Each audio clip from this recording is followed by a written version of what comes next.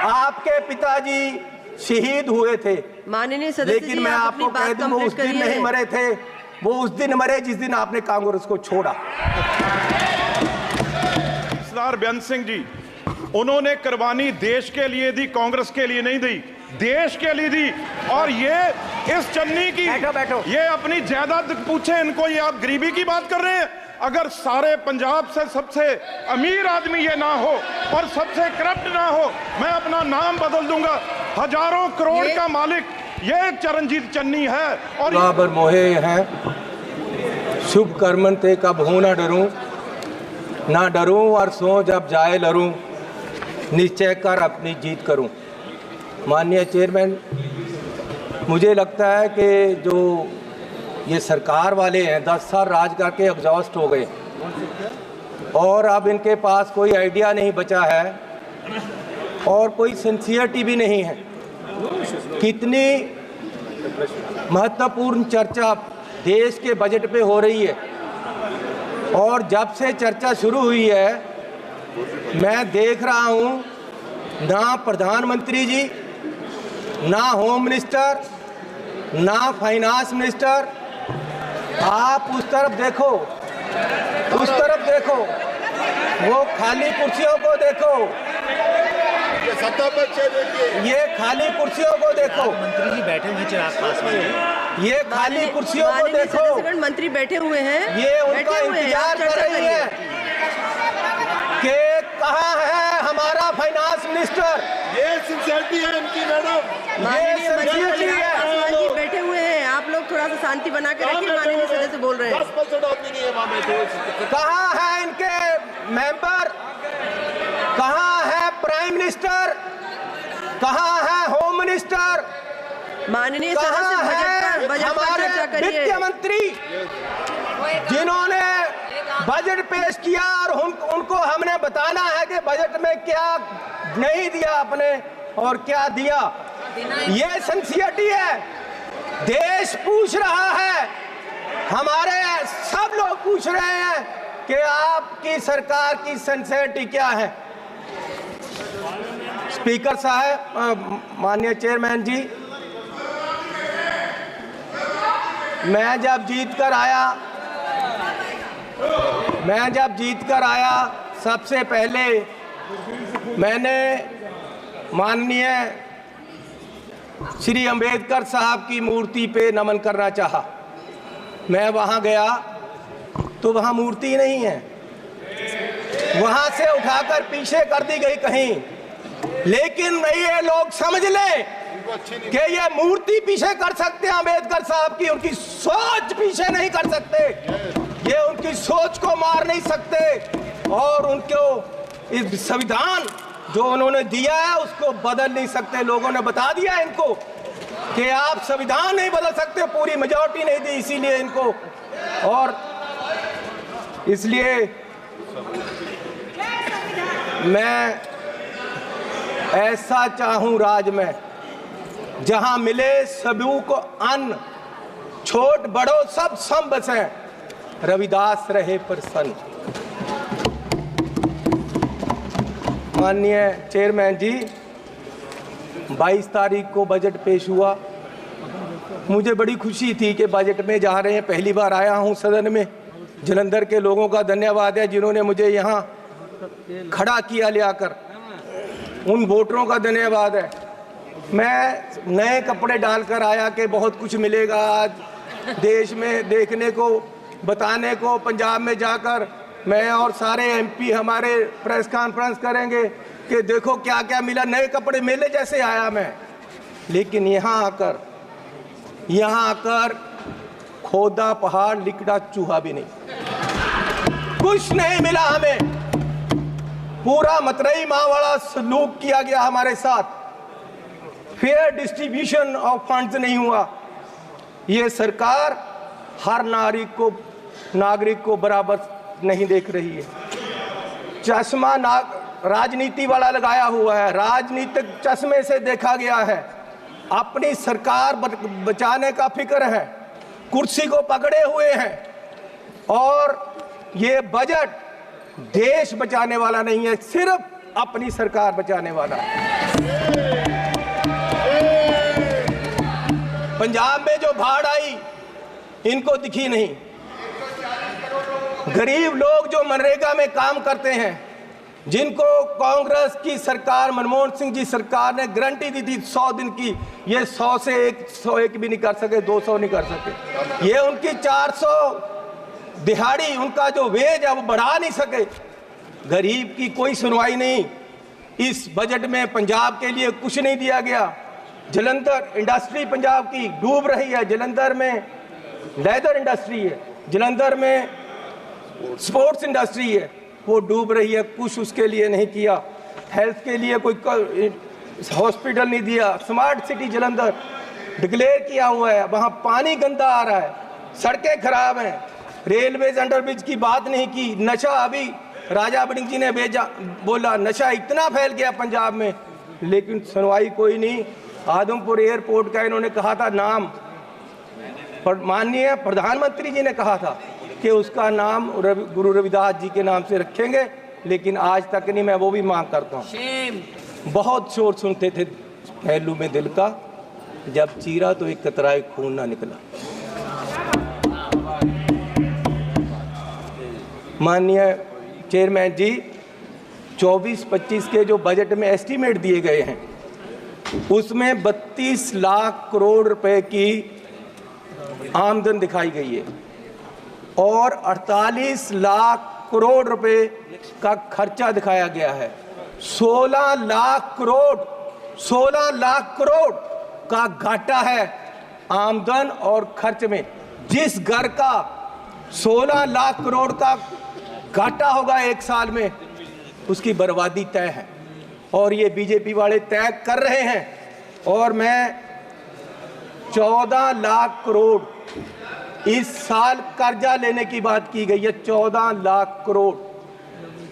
अगर ऐसे हर साल कर्जा लेंगे, देश कहां जाएगा? आज देश में फाइनेंशियल इमरजेंसी वाले हालात पैदा हो रहे हैं और बीजेपी ये हालात पैदा करने के लिए जिम्मेवार है। और ये कहते हैं कि जी हर रोज इमरजेंसी की बात करते हैं कि इमरजेंसी, लेकिन जो देश में आज अनडिक्लेयर्ड इमरजेंसी है उसका क्या है? इमरजेंसी ये भी है कि एक मशहूर नौजवान जो एक मशहूर सिंगर था, उसको गोलियों मार के मार दिया गया। आज तक सिद्धू मूसेवाला, उसके परिवार को इंसाफ नहीं मिला, वो दर दर भटक रहे हैं। ये भी इमरजेंसी है। इमरजेंसी ये भी है कि 20 लाख लोगों द्वारा पंजाब में मेंबर पार्लियामेंट चुना गया और वो एनएस से लगाकर अंदर रखा हुआ है। फ्रीडम ऑफ स्पीच, उसकी कंस्टिट्यूएंसी के लोगों की बात यहां नहीं रख पा रहे। ये भी इमरजेंसी है। इमरजेंसी ये भी है कि विपक्ष के व्यक्तियों को केंद्रीय एजेंसियां कार्रवाई करने के लिए छोड़ दी जाती, उनको अंदर रखा जाता है। ये भी इमरजेंसी है। इमरजेंसी ये भी है कि हजारों किसान, उनको खालिस्तानी कहा जाता है जब वो अपनी मांग रखते हैं। अरे पंजाब कोई देश की धरती नहीं है, पंजाब हमारे देश की धरती है। हरियाणा में नेशनल हाईवे को पक्का जाम कर दिया है और किसान यहाँ तक नहीं आ पा रहे, उनको मिला नहीं जा रहा। ये भी इमरजेंसी है। इमरजेंसी ये भी है,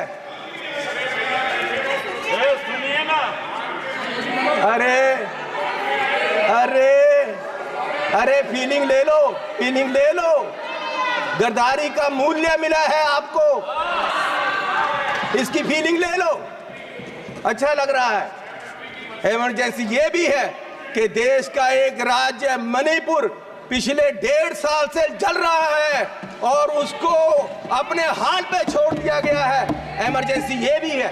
इमरजेंसी ये भी है कि हाथरस यूपी में एक दलित लड़की को आधी रात में जबरन अंतिम संस्कार किया गया। इमरजेंसी ये भी है कि मध्य प्रदेश में दलित व्यक्ति को के सिर पर, मुंह पर पेशाब कर दिया गया। इमरजेंसी ये भी है। इमरजेंसी ये भी है कि अपनी इज्जत के लिए धरना दे रही महिलाओं पहलवानों को प्रदर्शन में प्रोपोगंडा बताया गया। इमरजेंसी ये भी है, इमरजेंसी ये भी है कि कोई पत्रकार सवाल करे तो उसको जेल में डाल दिया जाता है। इमरजेंसी ये भी है, इमरजेंसी ये भी है कि अपनी शिक्षा के लिए उतरे छात्रों को देश द्रोही बताया गया। इमरजेंसी ये भी है। किस इमरजेंसी की बात कर रहे हैं? सुन लो भैया, सुन लो, सुन लो। माननीय चेयरमैन जी, मैं पंजाब के एक गरीब परिवार से आता हूँ। मैं जब पैदा हुआ तो मेरी पढ़ाई सारी सरकार ने की। आज तक मैं यहाँ खड़ा हूँ तो ये कांग्रेस सरकार की रिजर्वेशन पॉलिसी और अंबेडकर साहब का दिया हुआ संविधान और जो हमें स्कॉलरशिप मिलता रहा, कांग्रेस पार्टी ने गरीबों को, बच्चों को जो स्कॉलरशिप दिया, उससे पढ़कर मैंने पीएचडी तक की पढ़ाई की है और ये देन कांग्रेस पार्टी की है। और जब बीजेपी सरकार 2014 में आई, सबसे पहले इन्होंने जो सबसे बुरा काम किया वो किया, स्कॉलरशिप में जो केंद्र का 90% हिस्सा था उसको 60-40 की रेशो पे ले आए और दलितों के पेट पे लात मारी सरकार ने। और आज भी फर्स्ट क्लास से लेकर 8th क्लास तक के स्कॉलरशिप जो गरीब लोगों के बच्चों को मिलते थे वो बंद कर दिए गए हैं इस सरकार द्वारा। ये दलितों के पेट पर लात मार रहे हैं। और मिनॉरिटी के भी फर्स्ट क्लास से 8th क्लास तक के स्कॉलरशिप इस सरकार के द्वारा बंद कर दिए गए। जब ये सरकार बनी 2014 में तो प्रधानमंत्री जी ने 2 मापदंड देश के सामने देश की इकोनॉमी को देखने के लिए रखे। एक रखा डॉलर की कीमत, दूसरा रखा पेट्रोल और डीजल की कीमत। और मैं आपको माननीय चेयरमैन जी ये बताना चाहता हूं कि पिछले 10 साल में डॉलर की कीमत 25 रुपये बढ़ गई है 10 साल में। और हमारे माननीय प्रधानमंत्री मनमोहन सिंह जी और कांग्रेस की सरकार में ये सिर्फ 13 रुपये बढ़ी थी, डबल बढ़ी है इस सरकार में। और मोदी जी उस समय बोले थे 14 में जब सरकार बनी नहीं थी, डॉलर की कीमत ज़्यादा होने से जो रुपया गिरा उसके बारे में मोदी जी ने उस समय बोला था क्या कारण है कि देश का रुपया पतला होता जा रहा है। ये जवाब देना होगा आपको, देश जवाब मांग रहा है। समझ नहीं आ रहा प्रधानमंत्री जी गिर रहे हैं या रुपया गिर रहा है। कभी कभी तो लगता है कि रुपए की और सरकार के बीच कंपटीशन चल रहा है कि सरकार ज्यादा गिर रही है या रुपया ज्यादा गिर रहा है। और मोदी जी ने कहा था जिस देश का रुपया कमजोर होता है उस देश की सरकार कमजोर होती है, उस देश का प्रधानमंत्री कमजोर होता है। मैं आज कहता हूं कि आज देश का रुपया कमजोर हो रहा है, आज देश की इकोनॉमी डूब रही है। क्या देश का रुपया कमजोर हो रहा है या प्रधानमंत्री जी कमजोर हो गए हैं या देश की सरकार कमजोर हो रही है? दूसरा, पेट्रोल की कीमतें इन्होंने कहा, प्रधानमंत्री जी ने 2014 में कि पेट्रोल की कीमतें बढ़ रही हैं और मनमोहन सिंह जी को कोई फर्क नहीं पड़ रहा, देश डूब रहा है। तो पिछले 10 सालों में पेट्रोल की कीमतें 23 रुपये बढ़ गई हैं। पिछले 10 सालों में पेट्रोल की कीमत, डीजल की कीमतें 35 रुपये बढ़ गई हैं, जबकि पिछले जो मनमोहन सिंह का समय था उससे क्रूड ऑयल की कीमत $20 प्रति बैरल कम हो गई है। तो मैं पूछना चाहता हूं कि ये पेट्रोल बढ़ रहा है या आपकी कंपनियों की, आपके आमदनियों की आमदन बढ़ रही है? क्या बढ़ा रहे हो? किसको दे रहे हो देश का पैसा? कहां जा रहा है पैसा? गरीब लूटा जा रहा है। माननीय चेयरमैन जी, आप गाड़ी फुल कराने जाओ, 50 लीटर तेल डलवाओ, 2000 रुपया सरकार को चला जाता है। 4 रुपये प्रति किलोमीटर हर व्यक्ति देश का गरीब सरकार को देता है चलने का। 1 किलोमीटर चलो 4 रुपये सरकार को गए, और सरकार 14 लाख करोड़ के घाटे में बैठी है। और फिर ये कहते हैं जी बजट में बहुत कुछ मिला। मैं एक एयरपोर्ट पे गया माननीय चेयरमैन जी, तो मुझे एक आदमी आया, उसने गुलदस्ता दिया, मेरा स्वागत किया, अभिनंदन है आपका। मैंने कहा भैया आप कौन हो, मेरा अभिनंदन क्यों कर रहे? बोले जी हम अडानी जी की तरफ से आपका स्वागत कर रहे। मैंने कहा भैया आप मेरा स्वागत क्यों कर रहे हो? बोले जी अब ये एयरपोर्ट हमारा है, अब हमें इसके मालिक है, 50 साल के लिए हमने ले लिया है। तो मैंने कहा यार चलो ठीक है, आपने ले लिया, आपका धन्यवाद। मैं जहाज में चला गया, जहाज में गया, वहां फिर मुझे बुक्के मिला। वो कहते जी आपका स्वागत है, हम कंपनी की तरफ से कर रहे। मैंने कहा यार इंडियन एयरलाइन का जहाज है, आप क्या कर रहे हो, आप कौन हो? बोले जी ये जहाज अब हमारी कंपनी का है, ये मोदी जी ने हमें बेच दिया है। तो मैं पूछना चाहता हूं कि क्या क्या बेचोगे, कितना बेचोगे देश को? मैं 7 एयरपोर्ट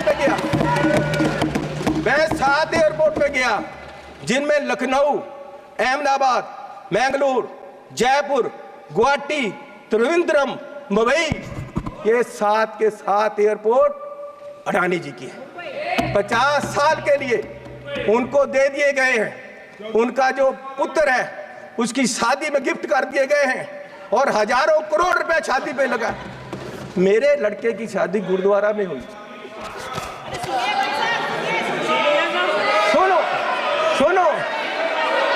सुनो माननीय चेयरमैन जी, मेरे लड़के की शादी गुरुद्वारे में हुई।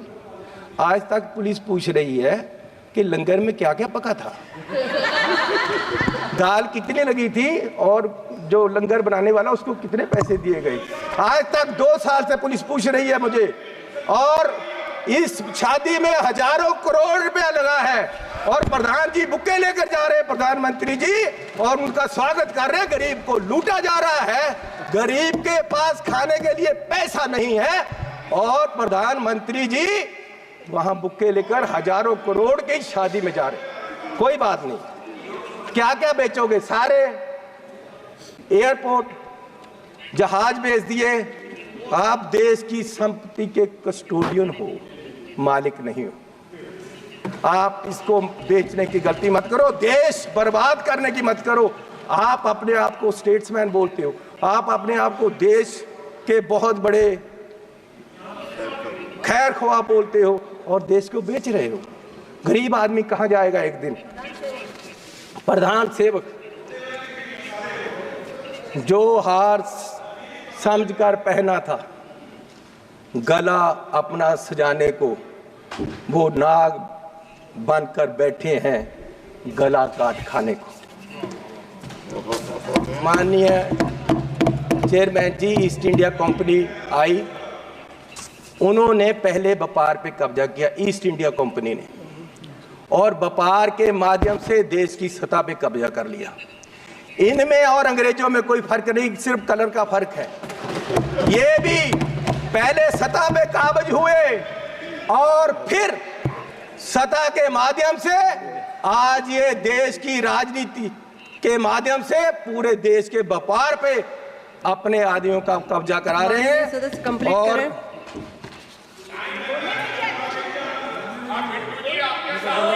मैं बस एक बात करके बोलिए माननीय चेयरमैन जी,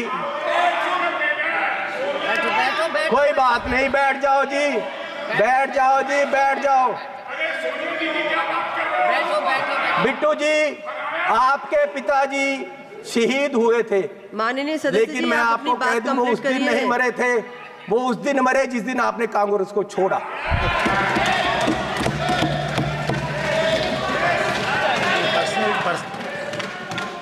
आज देश माननीय सदस्य- राहुल गांधी जी की माननीय तरफ देख सदस्य रहा से है। मैं आग्रह कर रही हूँ, माननीय पर्सनल चेयरमैन टिप्पणी न जी, करें। आप वो मुझे तंग कर रहे हैं जी, उनको बोलो बैठे। इनको बुलाइए। वो पंजाब से आए थे, इसका नाम मतलब लिया। ये नहीं कि मुझे तंग करते रहे। माननीय सदस्य सुनील तटकरे माननीय जी, चेयरमैन जी, चेयरमैन मैं आपसे साहब, निवेदन करना चेयरमैन चाहता साहब, हूँ कि इन्होंने आज मेरा नाम लिया। मेरे दादाजी सरदार बेअंत सिंह जी, उन्होंने कुर्बानी देश के लिए दी, कांग्रेस के लिए नहीं दी, देश के लिए दी। और ये इस चन्नी की बैठो। ये अपनी जायदाद पूछे इनको, ये आप गरीबी की बात कर रहे हैं। अगर सारे पंजाब से सबसे अमीर आदमी ये ना हो और सबसे करप्ट ना हो, मैं अपना नाम बदल दूंगा। हजारों करोड़ का मालिक ये चरणजीत चन्नी है। और ये गोरा किसको कह रहे मैं हैं? माननीय सदस्य से सोनिया आग्रह गांधी कर जी, रही हूँ, वो व्यक्तिगत कहाँ के हैं ये कोई भी पहले विषय यहाँ न बताएं। रखें। भाई सोनिया गांधी जी कहाँ के माननीय हैं? ये सबसे मीटू में, ये सारे केसों में ये सबसे करप्ट ये।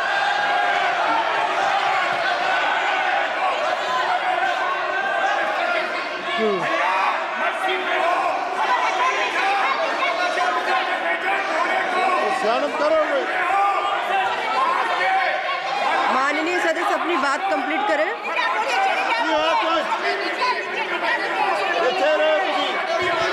मैं बोलूंगा, इसी पार्टी में रहे। माननीय चेयरमैन जी, आपका धन्यवाद। माननीय चेयरमैन जी, बैठो राजा। अरे बोलूंगा, उसको बिठाओ, अपने आदमी बिठाओ। माननीय चेयरमैन जी, मैं लास्ट बात करके बैठ जाना है और मैं सिर्फ ये बात करना चाहता हूं कि आज, अरे सुनो भैया,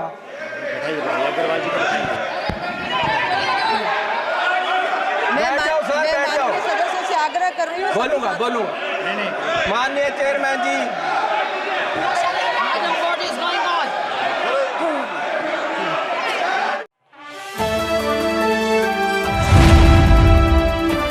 द इंडियन खबर, सच आपके सामने।